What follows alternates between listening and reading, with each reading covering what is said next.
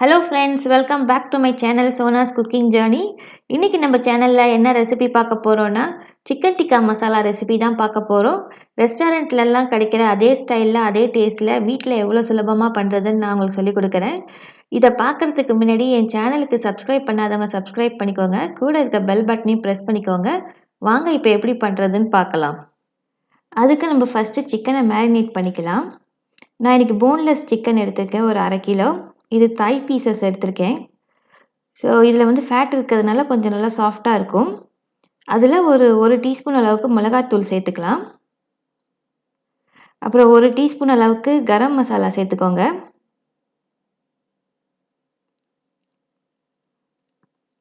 அப்புறம் ஜீரகத்தூள் 1 டீஸ்பூன்.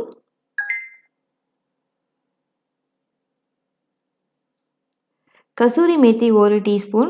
இந்த மாதிரி தந்தூரி சிக்கன் பண்ணுறப்ப கசூரி மேத்தி போட்டிங்கன்னா நல்லா வாசனையாகவும் இருக்கும், டேஸ்ட்டும் நல்லாயிருக்கும். உப்பு 1 டீஸ்பூன். ஜிஞ்சர் கார்லிக் பேஸ்ட் வந்து 1 டேபிள் ஸ்பூன். எண்ணெய் 1 டேபிள் ஸ்பூன். சிக்கன் வந்து ட்ரை ஆகாமல் மாய்ஸ்டாக இருக்கிறதுக்காக எண்ணெய் சேர்க்குறோம். அப்புறம் லெமன் ஜூஸ் வந்து ஒரு பாதி லெமனோட ஜூஸ் இதில் சேர்த்துக்கலாம். சேர்த்துட்டு இது எல்லாத்தையும் நல்லா மிக்ஸ் பண்ணிக்கலாம். ரெஸ்டாரண்ட்லலாம் இதில் கலர் பவுடர் போடுவாங்க, அதனால அவங்க டிஷ் வந்து நல்லா ரெட்டாக இருக்கும். உங்களுக்கு வேணும்னா இதில் சேர்த்துக்கோங்க. நான் இன்றைக்கி கலர் பவுடர் போட போகிறதில்ல. அதுக்கு பதில் நான் வந்து காஷ்மீரி சில்லி பவுடர் சேர்க்க போகிறேன். காஷ்மீரி சில்லி பவுடர் போட்டுக்கிட்டாலும் கலர் நல்லா வரும். இப்போ நான் அதில் 1 டீஸ்பூன் அளவுக்கு காஷ்மீரி சில்லி பவுடர் சேர்த்து ஒரு 2 மணி நேரம் மேரினேட் பண்ணுறேன். நல்லா ஊற வச்சுருங்க. ஊற வச்சது அதுக்கப்புறமா அதில் 2 டேபிள் ஸ்பூன் தயிர் சேர்த்துக்கோங்க. தயிர் நீங்கள் முன்னாடியே சேர்த்திங்கன்னா மசாலா தண்ணியாகிடும், அதுக்கப்புறம் சிக்கனில் அது ஒட்டாது. இப்போ எல்லாம் மிக்ஸ் பண்ணியாச்சு. இதில் வந்து இந்த மாதிரி வெங்காயத்தை வந்து க்யூபாக கட் பண்ணிக்கோங்க, அதையும் சேர்த்துக்கலாம் ஒரு 1/2 கப் அளவுக்கு. அதே சைஸில் வந்து க்யூபாக கட் பண்ண குடைமிளகாயும் இதில் சேர்த்துக்கலாம், 1/2 கப் அளவுக்கு. சேர்த்துட்டு இதை நல்லா மிக்ஸ் பண்ணிவிட்டு இதை கொஞ்சம் நேரம் ஊற விட்டுடுங்க. இப்போ நம்ம சிக்கனை குக் பண்ணி எடுத்துக்கலாம். சிக்கனையும் வெஜிடபிள்ஸையும் குக் பண்ணலாம். அதுக்கு ஒரு பேனில் கொஞ்சம் எண்ணெயை சூடு பண்ணிக்கோங்க. சூடு பண்ணிவிட்டு இதில் முதல்ல சிக்கன் பீசஸை போட்டு குக் பண்ணி எடுத்துடலாம். ஏன்னா வெஜிடபிள்ஸ் வந்து சீக்கிரம் குக் ஆகிடும். வெஜிடபிள்ஸ் க்ரன்ச்சியாக இருக்கணும், அதுக்காக தான். ஃபஸ்ட்டு சிக்கன் பீசஸ்லாம் நம்ம குக் பண்ணி எடுத்துட்டு அதுக்கப்புறமா வெஜிடபிள்ஸை குக் பண்ணிக்கலாம். இப்போ பாருங்கள் 5 மினிட்ஸ் ஆகிருக்குது. இது திருப்பி போட்டுக்கோங்க. சிக்கனை வந்து நம்ம ஃபுல்லாக குக் பண்ண வேணாம், ஒரு 80% குக் பண்ணால் போதும். பாக்கி அது வந்து கிரேவியில் குக் ஆகிடும். இப்படி 2 பக்கமும் நல்லா திருப்பி போட்டு குக் பண்ணி நம்ம ஒரு பிளேட்டில் எடுத்து வச்சிடலாம். இப்போ சிக்கன் நல்லா குக் ஆகிட்டுது. இதை எடுத்து நம்ம பிளேட்டில் எடுத்து வச்சிடலாம்.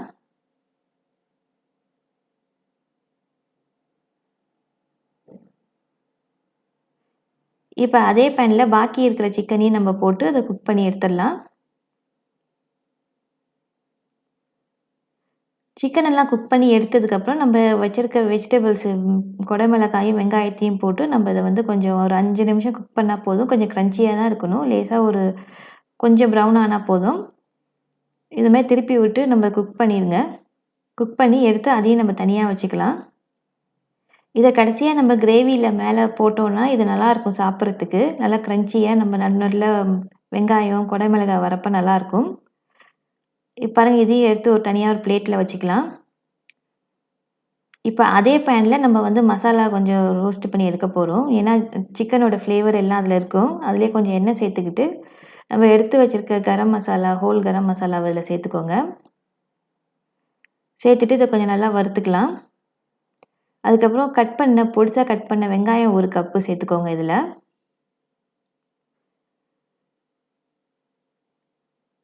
இது நல்லா குக் ஆகட்டும். குக் ஆனதுக்கப்புறமா இதில் கொஞ்சம் உப்பு போட்டு குக் பண்ணிக்கோங்க. இதில் 1 டேபிள் ஸ்பூன் அளவுக்கு இஞ்சி பூண்டு பேஸ்ட்டு சேர்த்து அதோட பச்சை வாசனை போகிற வரைக்கும் நம்ம இதை நல்லா வதக்கிக்கலாம்.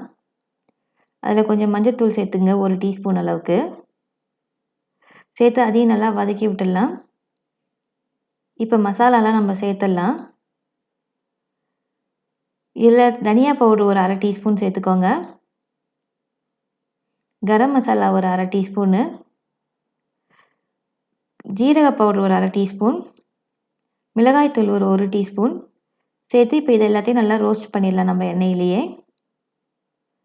ரோஸ்ட் பண்ணிவிட்டு நம்ம பொடியாக நறுக்கி வச்சுருக்க தக்காளி 1 இதில் சேர்த்துக்கலாம். சேர்த்துட்டு இதில் கொஞ்சம் உப்பு சேர்த்துக்கோங்க. 1 டீஸ்பூன் அளவுக்கு உப்பு சேர்த்துக்கோங்க. சேர்த்துட்டு இதை வந்து நல்லா வதக்கிக்கோங்க. நல்லா மசிஞ்சு வர அளவுக்கு இதை வதக்கிக்கலாம். இப்போ பாருங்கள் நல்லா மசிஞ்சு வந்துடுது. இதில் 1 கப் அளவுக்கு தண்ணி ஊற்றிக்கோங்க. கிரேவிக்கு எவ்வளோ தண்ணி வேணுமோ அந்த அளவுக்கு தண்ணி இதில் ஊற்றிக்கோங்க. 1 கப்பு ஊற்றிக்கலாம். அதுக்கப்புறம் நம்ம பார்த்துட்டு பாக்கியே ஊற்றிக்கலாம். இதை மிக்ஸ் பண்ணி விட்டுட்டு ஒரு கொதி வர வரைக்கும் நம்ம இதை வேக வச்சிடலாம். வேக வச்சுட்டு ஸ்டவ் ஆஃப் பண்ணிவிடுங்க.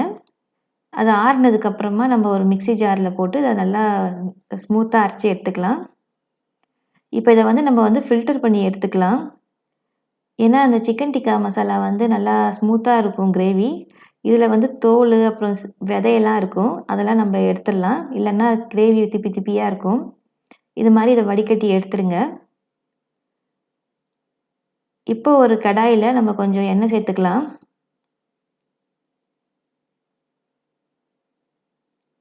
எண்ணெய் சூடானதுக்கப்புறம் இதில் ஒரு பிரிஞ்சி இலை போட்டுக்கலாம். பிரியாணி இலை இருக்குது அதை போட்டுடலாம்.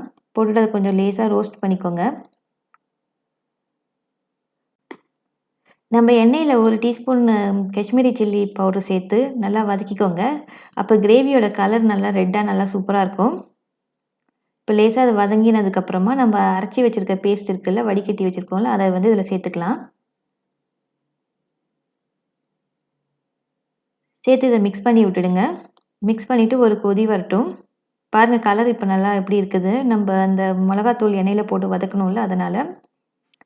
இப்போ ஒரு கொதி வந்ததுக்கப்புறம் ஒரு டேபிள் ஸ்பூன் அளவுக்கு கஸ்தூரி மேத்தியை வறுத்துட்டு அதை பொடி பண்ணி சேர்த்துக்கோங்க அதில். இப்போ நம்ம நல்லா கொதிச்சிட்டுது. இதில் வந்து நம்ம குக் பண்ணி வச்சுருக்க சிக்கனை சேர்த்துக்கலாம். சிக்கனை சேர்த்து கொஞ்சம் நல்லா மிக்ஸ் பண்ணி விட்டுடுங்க. மிக்ஸ் பண்ணிவிட்டு ஒரு 5 நிமிஷம் கொதிக்க விடுங்க. சிக்கன் அதுக்குள்ளே வெந்துடும் ஃபுல்லாக. அதுக்கப்புறமா ஒரு 2 டேபிள் ஸ்பூன் அளவுக்கு ஃப்ரெஷ் க்ரீம் சேர்த்துக்கோங்க இதில். சேர்த்துட்டு இதை கொஞ்சம் நல்லா மிக்ஸ் பண்ணி விட்டுட்டு ஒரு 2 நிமிஷம் கொதிச்சா போதும். க்ரீம் போட்டு ஜாஸ்தி கொதிக்க வைக்கக்கூடாது. ஒரு 2 நிமிஷம் கொதிச்சா போதும். இப்போ நம்ம குக் பண்ணி வச்சுருக்கிற குடமிளகாயும் வெங்காயத்தையும் சேர்த்துட்டு மிக்ஸ் பண்ணி விட்டுட்டு அடுப்பை ஆஃப் பண்ணிட வேண்டியதான். நம்மளோட டேஸ்டியான சிக்கன் டிக்கா மசாலா ரெடி ஆயிட்டுது. இது ரெஸ்டாரண்ட்டில் சாப்பிட்ற அதே டேஸ்ட்டில் நல்லாயிருக்கும். இந்த ரெசிபியை நீங்கள் வீட்டில் ட்ரை பண்ணி பாருங்கள். ட்ரை பண்ணி பார்த்துட்டு எப்படி வந்ததுன்னு கமெண்ட்டில் சொல்லுங்கள். இந்த வீடியோ பிடிச்சிருந்தா உங்கள் ஃப்ரெண்ட்ஸ் அண்ட் ஃபேமிலிக்கு ஷேர் பண்ணுங்கள். அப்படியே ஒரு லைக்கையும் போட்டுடுங்க. மறந்துடாமல் என் சேனலுக்கு சப்ஸ்கிரைப் பண்ணுங்கள். கூட இருக்க பெல் பட்டனையும் ப்ரெஸ் பண்ணிக்கோங்க. மீண்டும் இன்னும் ஒரு இன்ட்ரெஸ்டிங்கான ரெசிபியோடு உங்களை சந்திக்கிறேன். தேங்க்ஸ் ஃபார் வாட்சிங். பாய்.